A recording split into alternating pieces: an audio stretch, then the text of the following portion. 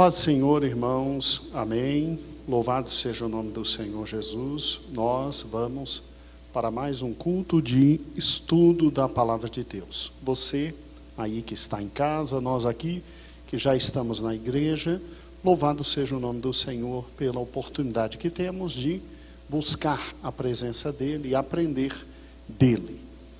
Vamos ficar em pé e vamos fazer uma oração inicial, introdutória do nosso encontro esta noite, e louvado seja o nome do Senhor Jesus. Senhor, muito obrigado pela oportunidade que nós temos de estar em Tua presença. Muito obrigado, Senhor, pelo privilégio de Te servir, Te buscar, adorar e louvar o Teu nome.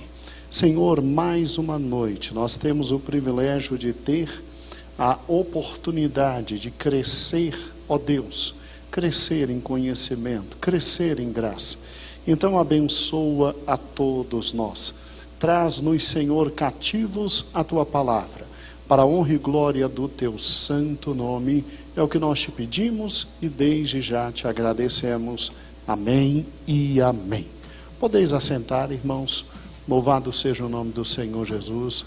Nós estamos na casa do Senhor, servindo ao Senhor, e esta noite é noite de conhecimento, é noite de estudo da palavra do Senhor. Nós cremos, Nós cremos na bênção do Senhor para a nossa vida.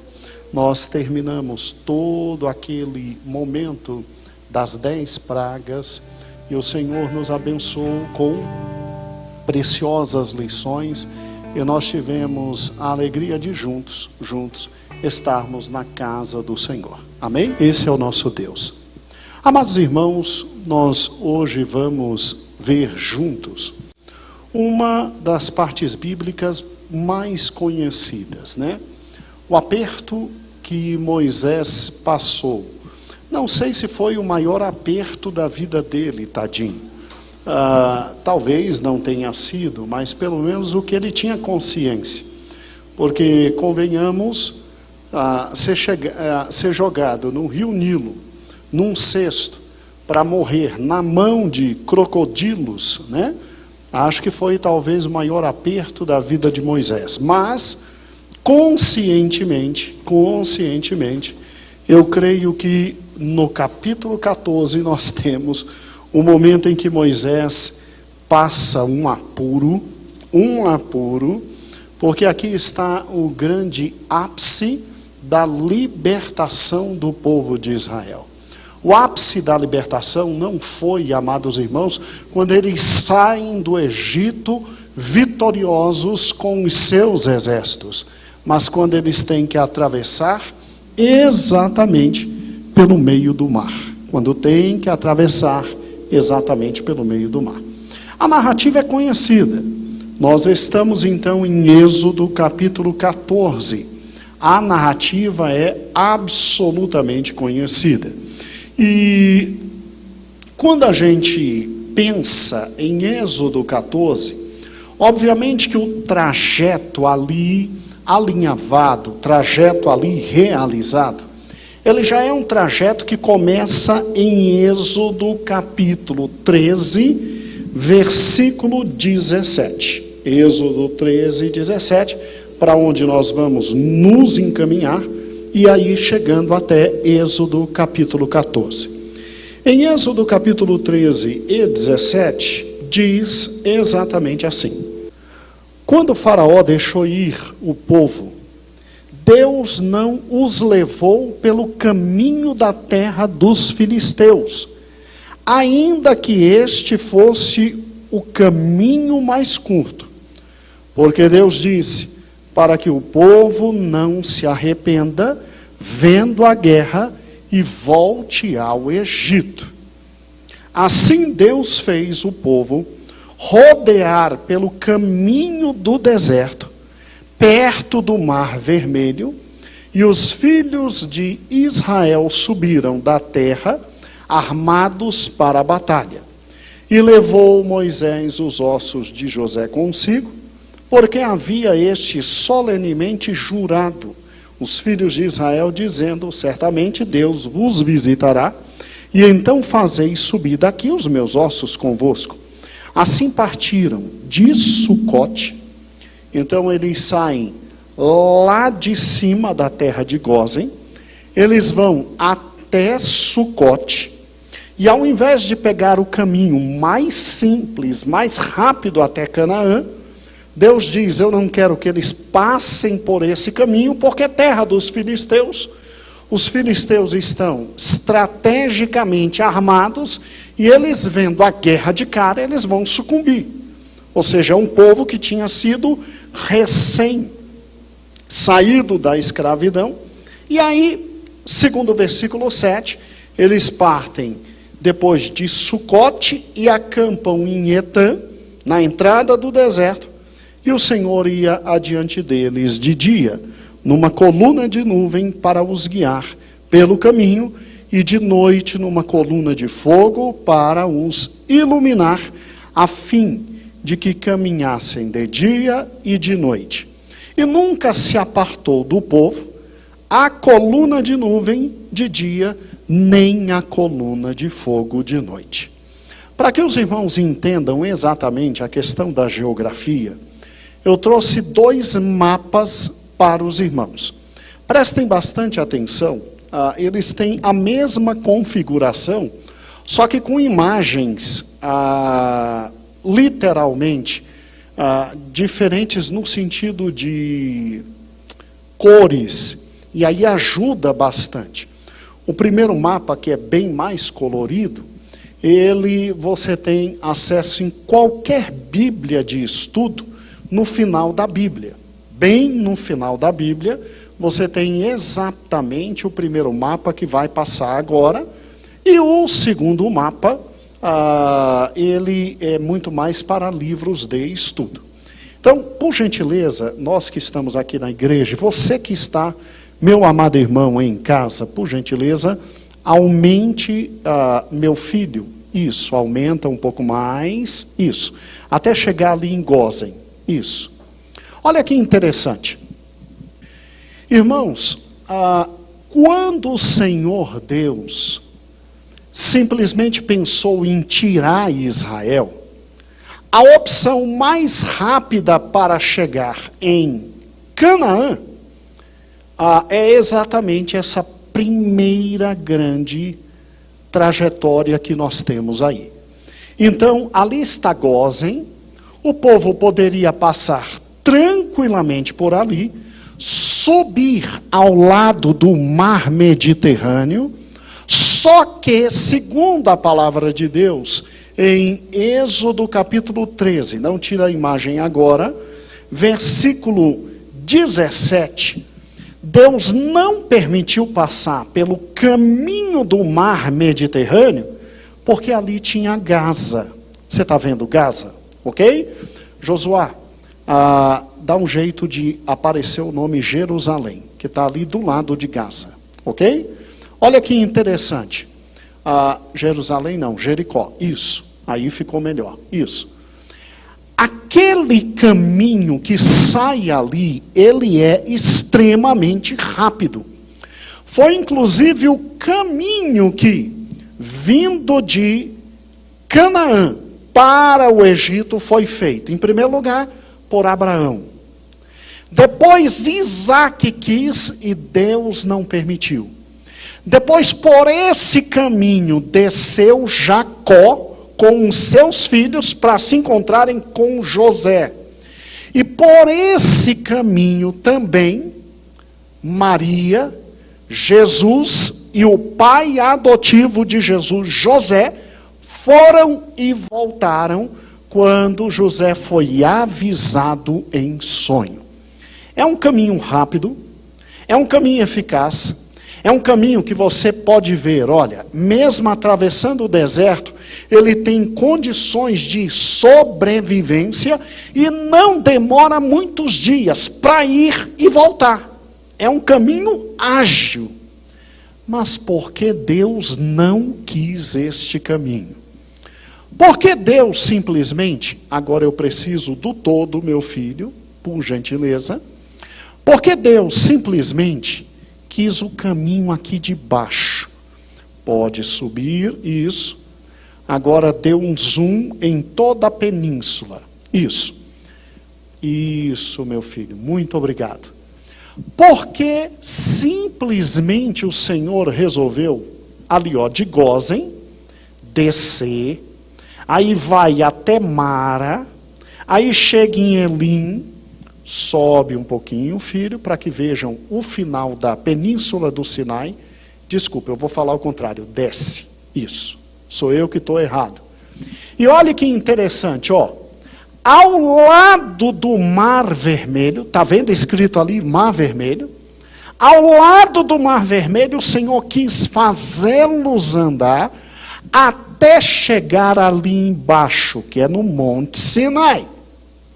Porque Deus desejou esse caminho. E olha que interessante, depois eles vão subindo, e na hora de entrar em Jericó, infelizmente eles ficam com medo e têm que voltar, e eles ficam 40 anos ali, rodeando Cádiz Barneia. Cádiz Barneia. Olhe para cá, por gentileza, pode retirar o primeiro mapa, meu filho. Porque Deus faz esse povo simplesmente dar uma volta louca como esta. Porque Deus sabe todas as coisas. Porque o Senhor conhece todas as coisas. E o Senhor já conhecia que em Gaza estavam os filisteus. E os filisteus sempre foi uma pedra no sapato dos filhos de Deus. Então, Ariston, olhe que interessante, é exatamente isso que Moisés tinha em mente em matéria geográfica, quando no capítulo 13, versículo 17, disse assim: quando o faraó deixou ir o povo, Deus não os levou pelo caminho da terra dos filisteus, ainda que esse fosse o caminho mais curto. Ou seja, aquele caminho que atravessa Gaza e chega rapidinho em Jericó. Pois disse Deus, para que o povo não se arrependa vendo a guerra e volte ao Egito. Mas pastor, lá no final do capítulo 13, do capítulo 12 e do capítulo 13, quando eles saem, a Bíblia não diz que eles saíram com seus exércitos? Sim. E que eles tinham instrumentos de guerra? Sim. Mas, irmãos, uma coisa é ter exército e instrumento de guerra. Outra coisa é sair e de cara já enfrentar uma guerra. Os irmãos que estão acompanhando o estudo no livro de Números, vejam que o Senhor Deus, a primeira coisa que faz, quando chega lá no Monte Sinai, lá embaixo da península, depois que ele dá a lei, depois que ele estabelece o tabernáculo, depois que constroem o tabernáculo, a primeira coisa que ele faz, antes de, em Números 10, levantar o acampamento e seguir para vencerem, e que acabam recuando, a primeira coisa que Deus faz, meus amados irmãos, é organizar Israel. Organizar Israel. Eles não tinham noção nenhuma de ordem militar. Tanto é que os amalequitas no caminho conseguem ainda matar muitos. Os amalequitas, veremos isso.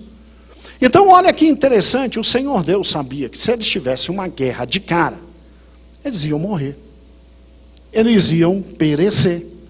Eles não tinham estrutura militar. Eles não tinham treinamento militar. Eles não tinham capacidade de organização.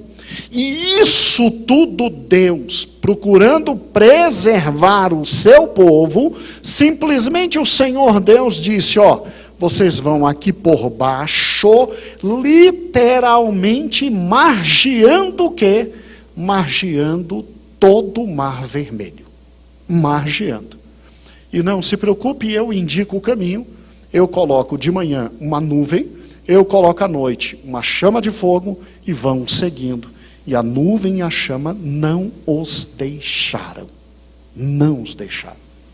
E o que é interessante é que, agora vejam o segundo mapa, já tem uma noção do primeiro, aí o segundo fica mais fácil.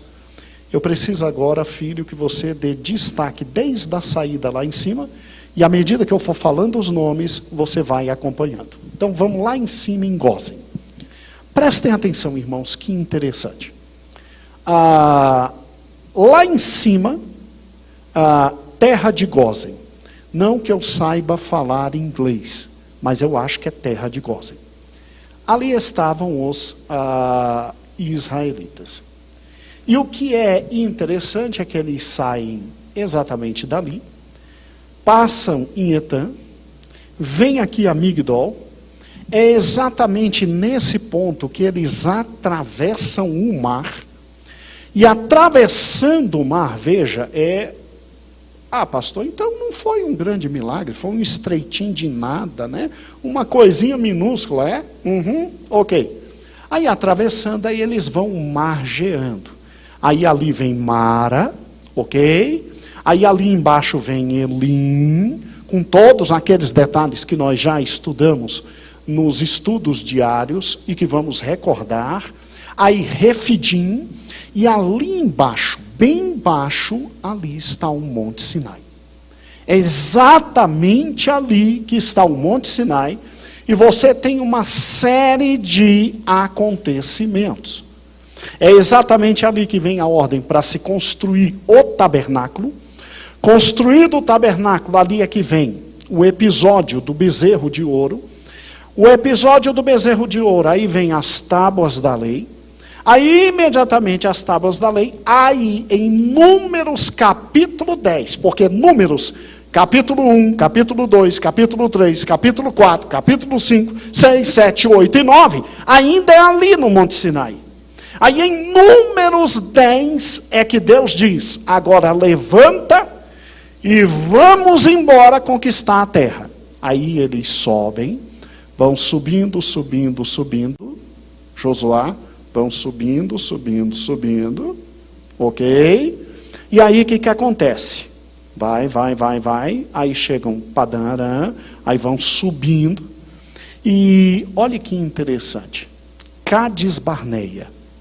Ali e dali é que se enviam os espias. E pastor, o que aconteceu? Por que está dando aquela volta ali e está dando aquela volta? Porque é exatamente ali que ocorre Números capítulo 13.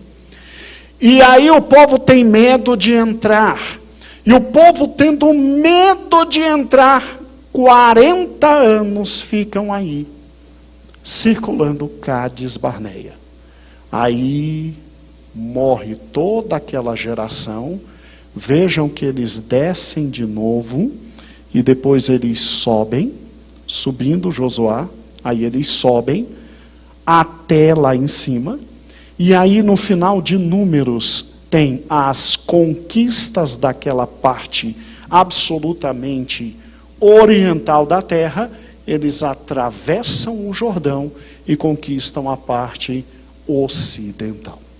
E aí vem o livro de Josué. Amados irmãos, por gentileza, tendo compreendido tudo isso, é então interessante esse fato do aperto de Moisés na travessia do Mar Vermelho. Porque pense comigo, vamos lá, raciocine comigo. Se Deus, em Êxodo capítulo 13, ele diz assim, não vou conduzir o povo pelo caminho mais rápido, para não terem problema com inimigos e guerra, é porque Deus queria organizar aquele povo, Deus queria falar com aquele povo, Deus queria preparar aquele povo para a guerra, Deus queria dar àquele povo todas as noções de batalha e organizá-los. Aí, verinha, de forma estranha, o Senhor manda eles descerem, os encurrala, fala ao coração de Faraó, endurece o coração de Faraó, para Faraó vir matar Israel encurralado. Olha que coisa estranha, é muito interessante. Muito interessante. O capítulo 14, porque Êxodo 14 começa dizendo assim: então disse o Senhor a Moisés: dize aos filhos de Israel que voltem e se acampem junto a Piairote, entre Migdol e o mar. Assentareis acampados diante de Baal-Zefon. Então Faraó dirá dos filhos de Israel: estão desorientados. Por que Faraó ia dizer estão desorientados? Porque qualquer um inteligente, com mínimo de racionalidade, não desceria para onde eles desceram, irmãos. Iria pelo caminho, a rota do mar Mediterrâneo para a terra prometida. Aí, na medida que esse povo simplesmente parece estar desorientado, e aí de novo o mapa é importante. O segundo mapa, Josué. Olha que interessante.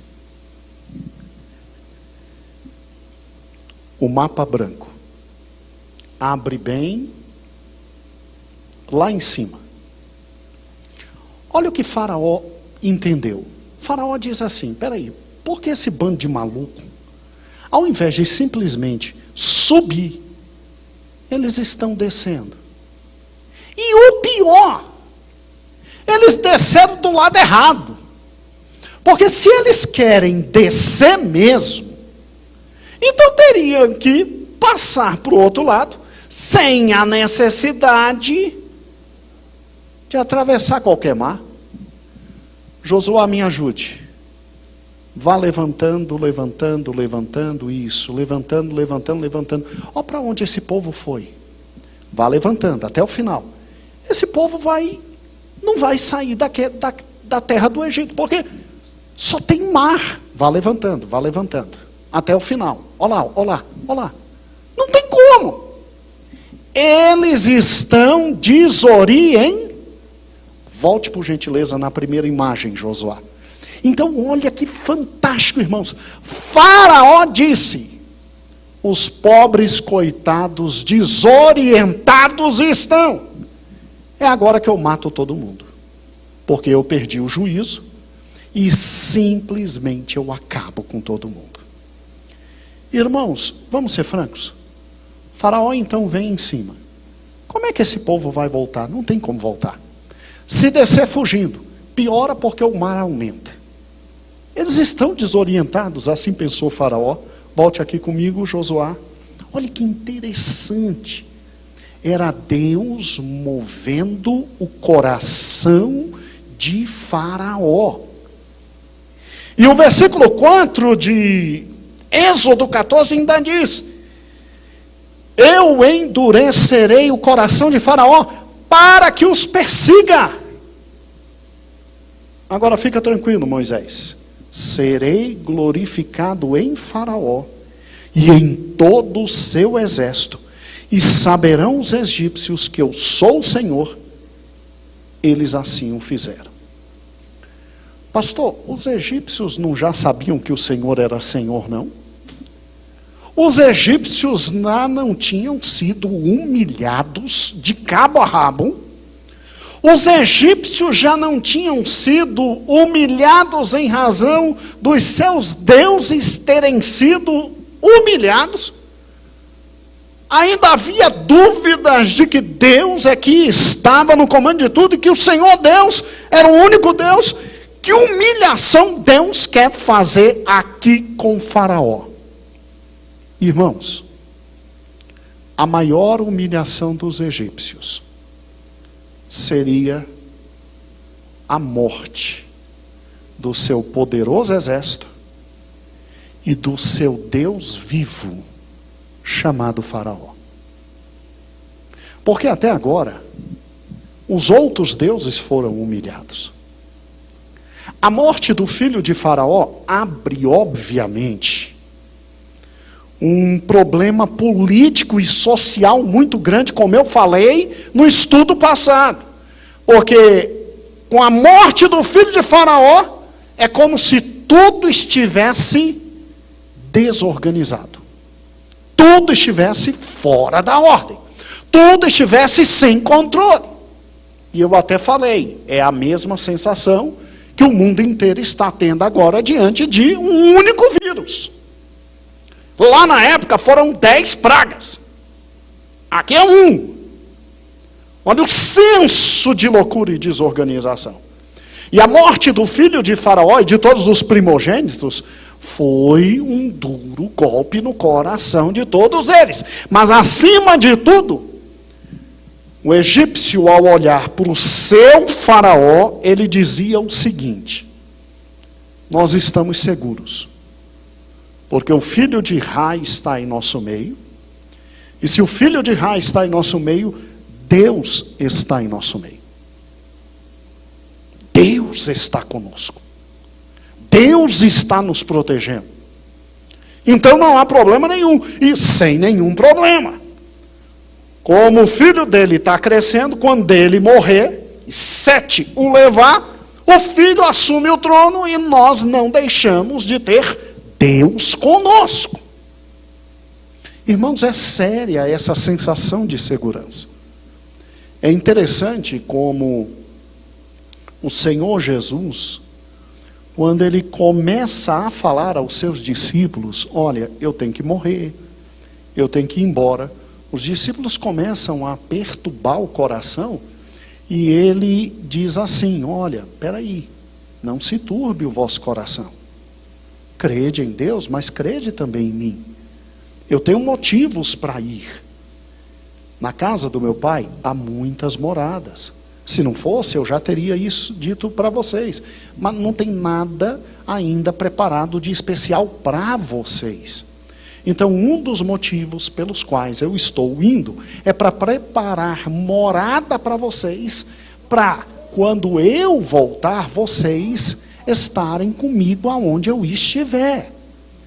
E aí ele começou a amansar o coração da galera, como dizem os meninos. O problema é exatamente o seguinte, raciocine comigo. O problema é, mas eu vou deixar ele só. Pedro, Tiago, João se acostumaram a ter Deus com eles. Então eu não posso deixar eles órfãos. Jesus pede e vem o Consolador. E aí ele diz, não vou deixar vocês órfãos. Eu vou deixar com vocês o Consolador, o Espírito da verdade. Vocês não estão só. Agora, olha a fé desses homens. Olha a fé desses homens. Esses homens perderam Deus em carne e osso. E continuaram crendo.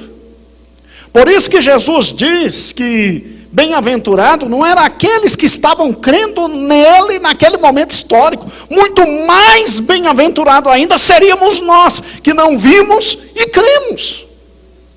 Nós somos muito mais bem-aventurados. Não que exista uma escala de fé, mas Deus olha para a gente e Deus diz, vocês são muito mais bem-aventurados. Agora, irmãos, a presença de Cristo com eles era diferente.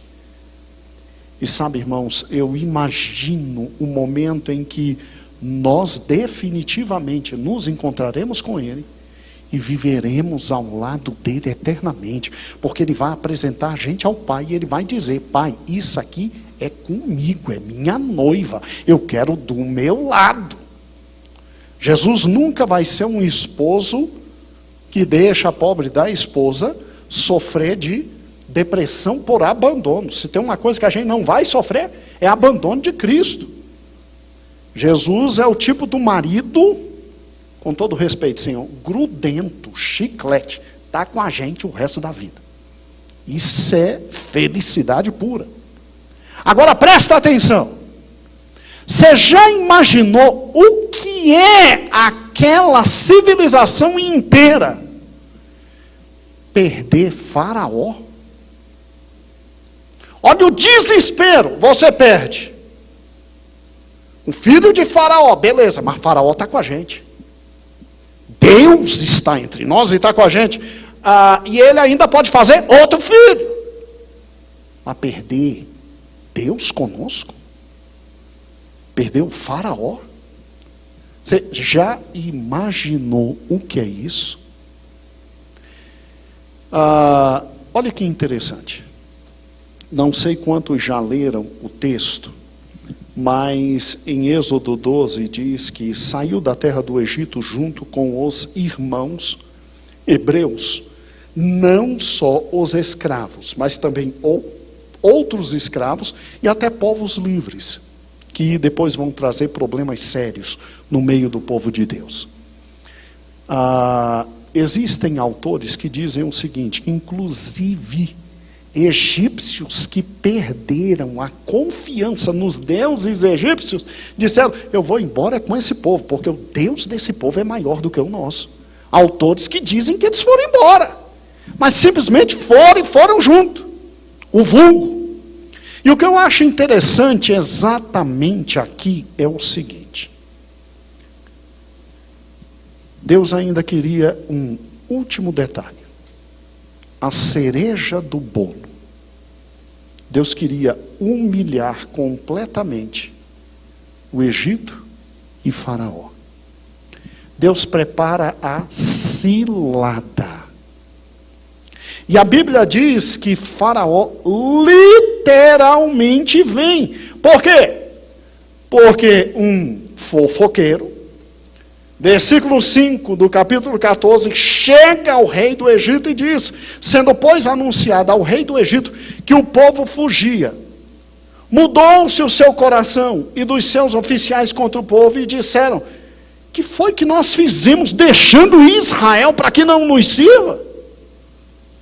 Aprontou Faraó o seu carro, tomou consigo o seu povo, tomou também 600 carros escolhidos, e todos os carros do Egito e capitães sobre todos eles, e o Senhor endureceu o coração do rei, para que perseguisse os filhos de Israel, que estavam marchando afoitamente. E perseguiram. E o que há de interessante aqui? Bem, chegando, é óbvio que o povo entra em desespero, porque chegando 600 carros de guerra, são 1.200 cavalos, com os antigos patrões querendo matar e destruir. Você não vai entrar em desespero? É lógico que vai entrar em desespero. Mas pastor, peraí. Mas se a gente fizer a contagem, será que o número de israelitas não era bem maior que o número de egípcios? Sim! Mas você tem de um lado aquele que manda e do outro lado o que é mandado. Aquele que grita e do outro lado aquele que abaixa a cabeça. Aquele que batia e do outro lado o que apanhava. Você tem de um lado o dono e do outro lado o escravo, que mesmo liberto por poder forte e grandioso, ainda tinha medo, ainda tinha dúvida, ainda tinha receio no seu coração. Irmãos, olha que interessante, versículo 10 e versículo 11, vê se tem sentido o povo de Israel falar o que falou. Olha aqui, aproximando-se Faraó, os filhos de Israel levantaram os olhos e viram os egípcios que vinham atrás deles. E temeram muito e clamaram ao Senhor. E disseram a Moisés, olha o que eles dizem. Moisés, está vindo Faraó, agora o Senhor nos dará completa vitória. Não, eles dizem, foi por não haver túmulos no Egito que você nos tirou de lá para que morramos no deserto? Por que nos fizestes isso tirando-nos do Egito? Não é isso que te dissemos no Egito? Deixa-nos que sirvamos aos egípcios, pois é melhor nos fora servir aos egípcios que morrer no deserto. Tinha sentido esse povo falar isso para Moisés? Tinha razão esse povo falar isso para Moisés? Depois de tudo que o Senhor fez, o coração humano é enganoso, irmãos. você parar e pensar, eu e você somos também um pouco assim.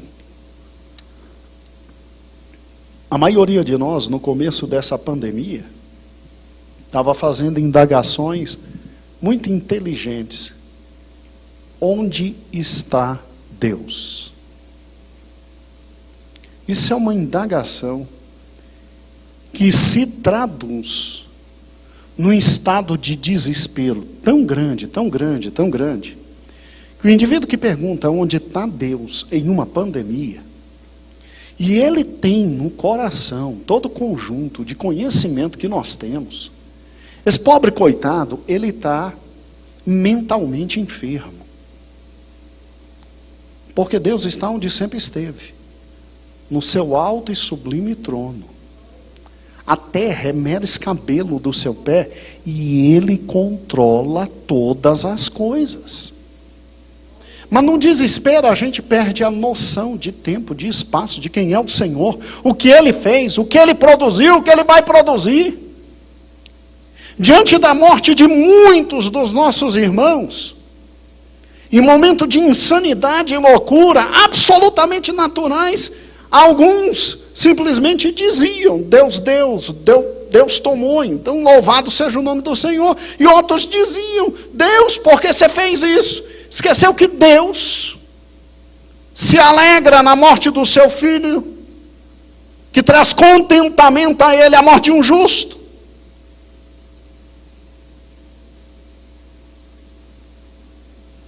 Depois de tudo que aconteceu, isso aqui não é pergunta para se fazer, isso aqui não é pergunta para se fazer. E Moisés, coitado, Moisés, ele é o mero intermediário. Quem é Moisés? É quem ouviu o Senhor falar e fazia, quem ouvia e fazia, era quem ouvia e fazia. Moisés estava na dele, estava no deserto, feliz da vida, já tinha desistido de retirar o povo. Aí é Deus que o traz e Deus o coloca na fria, e agora o povo confunde Moisés com Deus e diz, porque você nos tirou, porque botou nesse caminho. A gente não disse que no deserto a gente não queria morrer, que pelo menos lá tem túmulo, aqui não tem túmulo. É incrível a calma de Moisés, quando ele diz no versículo 13, não tem mais, ficai quieto e vede o livramento do Senhor, que hoje vos fará. Aos egípcios que hoje vistes, nunca mais vereis para sempre. O Senhor pelejará por vós. O Senhor pelejará por vós. O restante da história nós já conhecemos. É muito bonito. O Senhor fala com Moisés. O Senhor diz, está clamando a mim por quê? Manda Israel marchar. Estende a tua vara. O mar vai se abrir. E fique tranquilo que eu sei o que está acontecendo. E aí Israel passa por um milagre, mas um milagre incomensuravelmente enorme, e após atravessar, onde não tinha como atravessar, é interessante o texto, porque o texto diz de forma muito clara, direta e objetiva, que para os egípcios não alcançarem Israel, antes mesmo de Israel começar a passar, a nuvem vem para trás. A tocha de fogo vem para trás. De tal sorte que a tocha de fogo fazia com que os egípcios não vissem direito, Israel passando, e ainda iluminava para que Israel pudesse passar ali a noite inteira, tranquilo, chegar do outro lado, terra seca. E o que é interessante é que depois que todo mundo passa, vem os egípcios. Versículo 23. Pegar o 22, que é muito bonito. E os filhos de Israel entraram pelo meio do mar em seco, e as águas lhes foram qual muro à direita e à esquerda. Os egípcios os perseguiram e entraram atrás deles até o meio do mar, com todos os cavalos de Faraó e os seus carros e os cavaleiros. E na vigília da manhã, o Senhor, na coluna de fogo e na nuvem, viu o acampamento dos egípcios e o alvoroçou. Emperrou-lhe as rodas dos carros. Engraçado, né? Israel, tadinho, estava andando a pé. Tinha, sim, obviamente, bois, vacas, tinha todo o gado, mas estava a pé. Os egípcios, então, para alcançarem do outro lado do mar, aos israelitas, era questão de rapidez horária, era um pulo. O que Deus fez? Deus, além de fazer atolar os grandes carros de guerra, ainda quebrou as rodas e eles ainda tiveram que passar devagar, de tal sorte que quando todos estavam estrategicamente no ponto que Deus queria, o versículo 26 diz: disse o Senhor a Moisés, estende a mão sobre o mar, para que as águas se tornem sobre os egípcios, sobre os seus carros e sobre os seus cavaleiros. Então Moisés estendeu a mão e o mar retornou à sua força ao amanhecer. Os egípcios foram de encontro a ele e o Senhor derrubou os egípcios no meio do mar. As águas, tornando, cobriram os carros e os cavaleiros de todo o exército de Faraó, que haviam seguido no mar, e nem ainda um deles ficou. Versículo 29, e os filhos de Israel, porém, caminharam a pé enxuto pelo meio do mar. E as águas lhes foram qual um muro à direita e à esquerda. E assim o Senhor salvou Israel naquele dia das mãos dos egípcios. E Israel não viu os egípcios na praia do mar. E Israel, viu os egípcios mortos na praia do mar. Por que Deus fez isso? 3 razões. 2 estão na Bíblia, uma é produto dos meus pensamentos. As 2 que estão na Bíblia.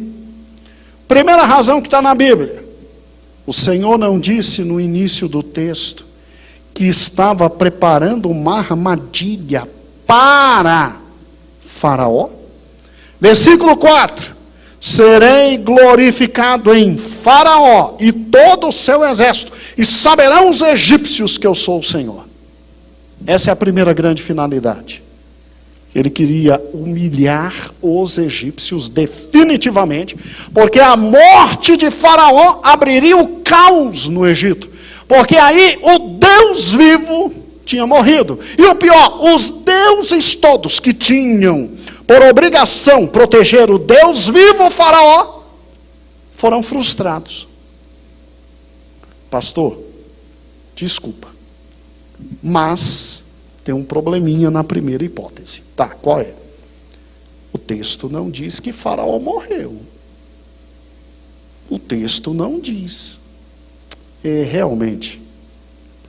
Mas Salmo, abre em Salmo 116. Salmo 116. Não é 116, não, é 136. Memória da gente vai querendo pregar peça na gente, né? Demora para aprender a palavra de Deus.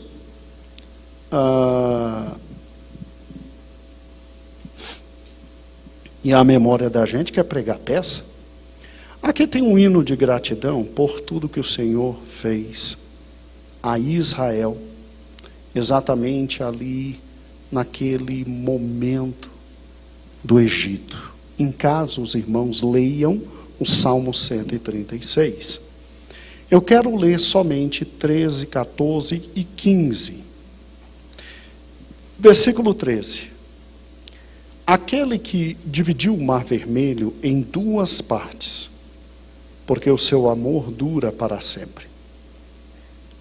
O Salmo começa a dar graças ao Senhor. Render graças ao Senhor.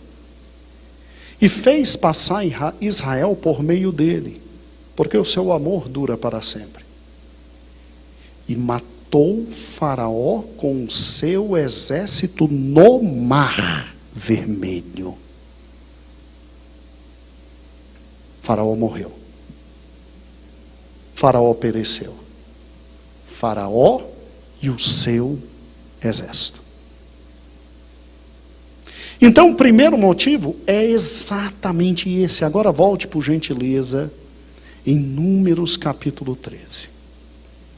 O segundo motivo, o primeiro é engrandecimento ao nome do Senhor, louvor ao nome do Senhor.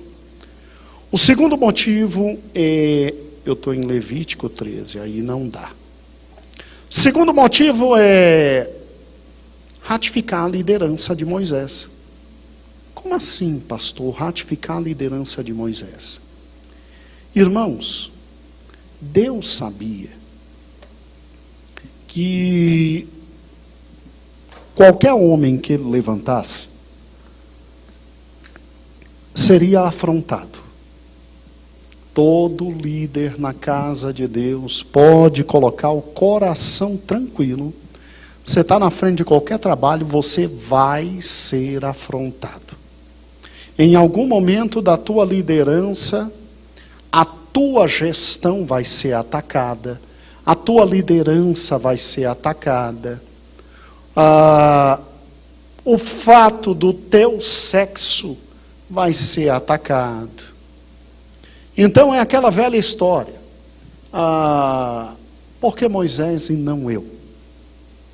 Por que uma mulher na frente da obra de Deus?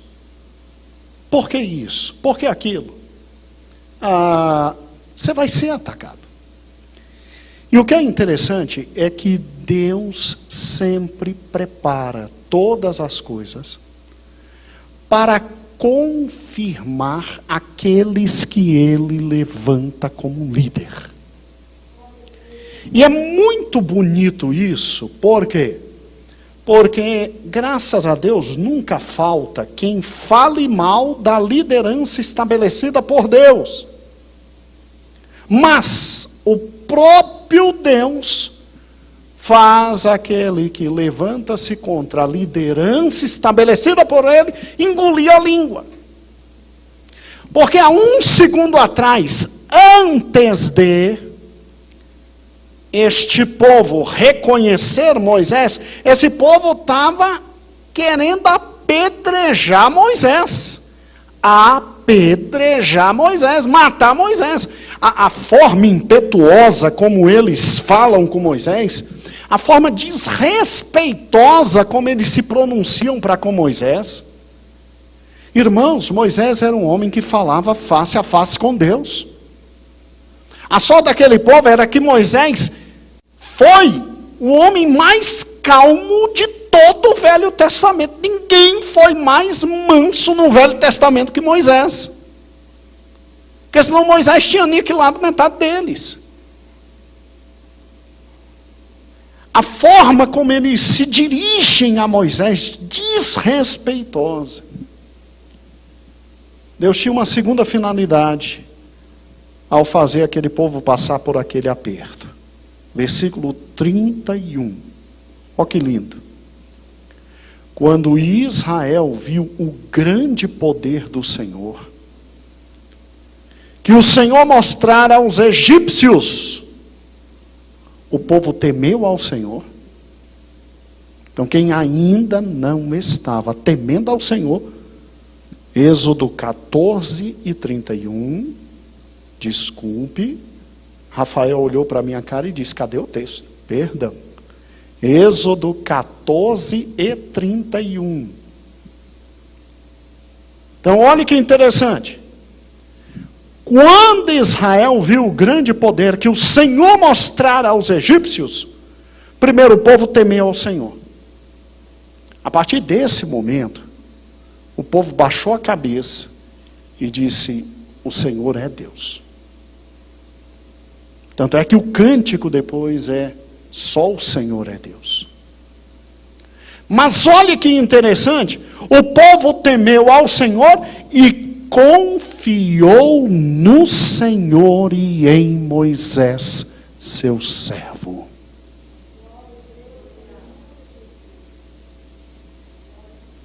Irmãos, é um privilégio servir a Deus em épocas dificílimas. É um privilégio servir a Deus em momentos como pandemia. Sabe por quê? Porque você vê a mão do Senhor. Você vê a graça do Senhor. Você vê a manifestação do Senhor. E por mais que o diabo se levante para atacar o ministério, falar mal do ministério, falar mal da gestão do ministério, falar mal porque, meu Deus, é uma mulher que está na frente de tudo. Me mostra na Bíblia a liderança feminina. Depois de tudo que nós já mostramos, só se você é cego. Só se você é cego. Incrédulo. É num momento como esse que Deus, Ele faz maravilhas.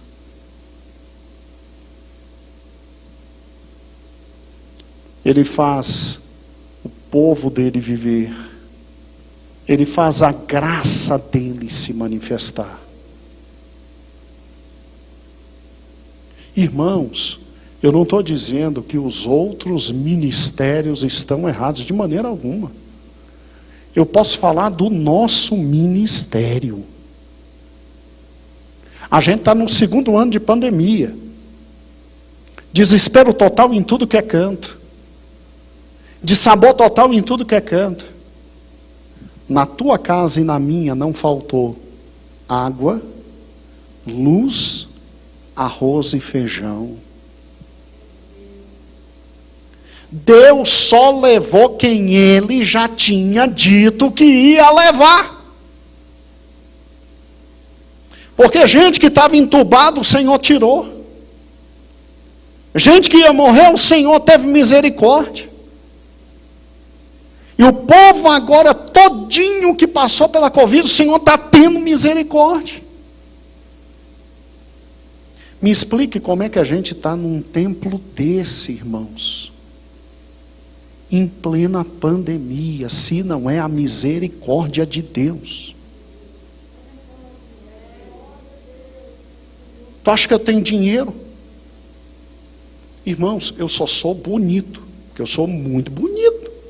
E eu não nego isso não. Com todo respeito a meus 2 outros irmãos. Mas meu pai me fez melhor. Né? Um beijo para o Lutero, um beijo para o Jesuá, mas eu não nego, né? Calma, estou brincando. Mas não tenho dinheiro não. Eu tenho para o pão de cada dia. E como eu creio na palavra de Deus, eu sou dizimista e o Senhor nunca vai deixar faltar. Porque a palavra dele é verdade. E você é dizimista, e você é ofertante. Olha o que o Senhor fez. O Senhor pegou o meu dízimo, o dízimo do Rafael, o dízimo do Joel, o dízimo da Verinha, o dízimo de todos os irmãos, da Sorilene, da mamãe, agora esqueci seu nome, né? Da Rosário, do Ariston, da Neguinha. Aí o Senhor pegou isso. Sabe o que o Senhor fez? O Senhor não deixou nenhum crente nosso passar necessidade, porque Ele levantou a Verinha e uma equipe para cuidar disso. E é lógico que a gente não vai tirar foto e botar na internet que a gente está doando. A gente não quer passar vergonha em ninguém. E ao mesmo tempo que o Senhor não deixou ninguém passar necessidade, o Senhor ainda por misericórdia nos deu uma casa tão linda.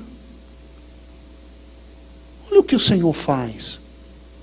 Pastor, se a gente não tivesse nessa casa, se tivesse tudo estragado, então Deus estaria pesando a mão na gente e a gente estava em pecado. Não estou dizendo isso. Eu não estou dizendo que é sinônimo de fracasso o não avanço. Eu não estou dizendo. Porque na palavra de Deus diz, ainda que a videira minta, ainda que a oliveira não dê seu fruto, eu vou confiar no Senhor, porque tem momentos que a videira mente mesmo e a oliveira não dá o fruto. Mas preste atenção, olha o que Deus fez. Em momentos de pandemia, em momentos de dificuldade, em momentos de desespero, em momentos de mortandade, você tem uma igreja no final do mundo. O que é o Gama? Diz para mim o que é o Gama. É o final do mundo. Sério. Eu cresci ouvindo brincadeiras na faculdade. Morro na lama, mas não moro no Gama. Eu ouvi o pessoal dizendo, vem cá, lá vocês bebem água? Como é que vocês fazem para falar com os outros? Aí eu de ódio dizia, não, a gente bate tambor e a fumaça sobe. É assim que a gente se comunica. Lá não pega celular, não. Irmãos, no Gama, nós temos uma igreja que cuida de mais de 60 igrejas no país, que perdeu o seu pastor, que era pastor há mais de 50 anos, e que continua em pé, firme na palavra. Ninguém nos engana em Bíblia, não. Aqui não tem menino. Firme na palavra, firme na oração, firme no amor e caminhando. O que é isso? É Deus. É Deus. A pandemia veio para matar, para roubar, para destruir, para acabar. E a gente está vendo a misericórdia de Deus. Quando tudo se fechou, Deus pegou meninos. Quem é Jojo? Quem é Jeuel? Quem é o teu irmão? Felipe. Quem é Sonson? Quem que são esses meninos? Está faltando o nome de um bocado de menino. Agora presta atenção. Esses meninos simplesmente não permitiram a igreja parar. Você entendeu o que Deus fez? Você entendeu o que Deus faz em momentos desesperadores como esse? Deus demonstra que é Deus. Ele demonstra que é Deus. E Ele, pela sua misericórdia, ainda ratifica aqueles que estão na liderança. Então, louvado seja o nome do Senhor por gente como a Vera. Louvado seja o nome do Senhor por cada uma das irmãs da igreja. Louvado seja o nome do Senhor pelos músicos que corajosamente vêm tocar, pelo nosso maestro Ivan, que está na frente da banda, por cada um dos líderes. E louvado seja o nome do Senhor por nossa líder, nossa pastora. O Senhor está conosco. Agora, olha o que eu acho lindo, irmãos, é sério. É sério, hoje eu estava conversando com a minha esposa e eu estava dizendo, meu bem, acreditar em Cristo num momento como esse já é difícil. Agora, ainda liderar alguma coisa num momento como esse, é muita fé, irmãos. É muita fé. O trabalho no Ceará está lá, está forte. O trabalho no Piauí está lá, está forte. O trabalho no Goiás está forte. Sim, irmãos, muitos irmãos não estão frequentando os cultos, nós compreendemos. Mas o trabalho está em pé, está em cima e o Senhor está levando. Os momentos mais difíceis demonstram a fé que nós temos no Deus que temos. E olha que fantástico. Moisés precisava de um momento como esse para que todo mundo olhasse para ele e dissesse, estamos no rumo certo. Esse é o líder que Deus levantou. Agora, a terceira razão não está na Bíblia, é minha. Você não precisa acreditar no que eu vou falar, mas eu vou falar porque eu tenho base. A terceira grande razão é: Deus não queria proteger seu povo. Então, se Deus queria proteger seu povo, Ele não fez ir pelo caminho do mar para encontrar os filisteus. Como Ele quer proteger seu povo, facilmente Faraó desceria naquela estrada ali. Última vez, o amarelinho Josué. Facilmente, a qualquer momento, Faraó, revoltado, com o coração ou não endurecido, ele desceria ali, ó. Aumenta um pouquinho, filho. Aumenta. Porque é óbvio, na época de... Não, pode diminuir, meu filho. Isso. Pode diminuir para ficar todo o Sinai. Isso. Irmãos, bota uma coisa na cabeça. Fofoqueiro tem tudo que é canto. Mas linguarudo é o que não falta. É sério. É óbvio que a notícia chegou para Faraó: eles estão perdidos, e eu te mostrei no outro mapa porque estavam perdidos. E é lógico que quando eles acampassem ali embaixo no Sinai, mostra lá embaixo, Jojo, o Sinai, ali ó, Monte Sinai. Irmãos, Faraó ia descer com um cavalo, com carruagem, com tudo, e vinha querer matar. Pode ficar tranquilo. Agora presta atenção. Na medida que os maiores soldados, os melhores soldados, os grandes capitães, pode voltar para mim, filho, e o próprio Faraó morrem nesse evento, para o Egito se reestruturar politicamente com um novo Faraó, militarmente com um novo exército treinado. Solene, Israel já estava na terra prometida. Deus é Deus.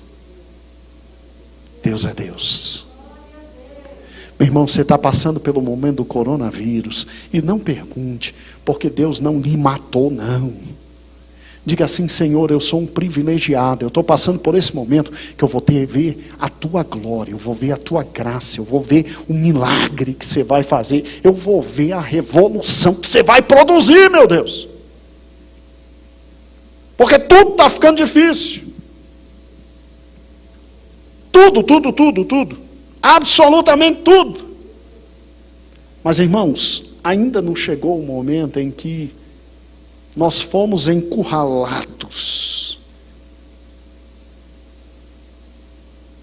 Mas se chegar esse momento, nós clamaremos e nós veremos a mão do Senhor, porque Ele é Deus.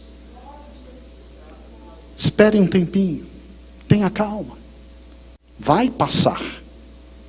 E no outro lado, nós vamos cantar o hino da vitória. Creia nisso. Eu não sei quem Deus está querendo apertar, quem Deus está querendo matar, quem Deus está querendo levantar, quem Deus vai diminuir, quem Deus vai fazer engolir a língua, quem Deus vai botar a língua para fora, eu não sei o que Deus vai fazer. O que eu sei é que esses momentos mais difíceis da história,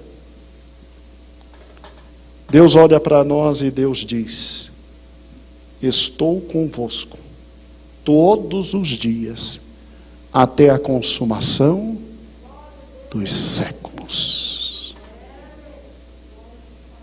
Não há Deus maior, não há Deus melhor, não há Deus tão grande como o nosso Deus. Senhor, muito obrigado, ó Deus, por esse texto tão maravilhoso. Muito obrigado por todas as lições que estão aqui, lições geográficas. É incrível como a gente vê a tua mão. Glórias ao teu nome. Senhor, eu quero te pedir agora pelo meu irmão que está aqui, pelo meu irmão que está em casa. Eu quero te pedir que o coração deles comece a entender que eles são privilegiados por estarem vivendo o momento mais difícil da história. Porque em tudo a tua mão vai se levantar. Tu és Deus sobre toda a carne. Tu vais fazer milagre. Tu vais levantar a tua igreja. Tu vais dar graça. Tu vais nos mostrar o caminho. E se for necessário, vai abrir mar diante da gente. Se for da tua vontade, a gente vai andar por cima mesmo. Tu é que mandas. Tu é que diz. Senhor, é um privilégio crer em ti, crer na tua palavra, crer na tua palavra em momentos tão difíceis como esse, tão difíceis. Nós nos sentimos privilegiados e queremos honrar o teu nome, queremos glorificar o teu nome e queremos exaltar o teu nome, porque tu és Deus sobre toda a carne e o teu nome será glorificado. Bendito és tu, para todos sempre. Amém. Amém. Como ele é bom, né? Como ele é bom. Irmãos, é importante a gente estudar com mapas, estudar vendo, analisando, entendendo, com calma o texto. Você pega tanta coisa, você cresce tanto. Então, eu te espero na próxima quarta, para que a gente continue crescendo na presença do Senhor. E Deus está conosco. Vamos adorar o Senhor.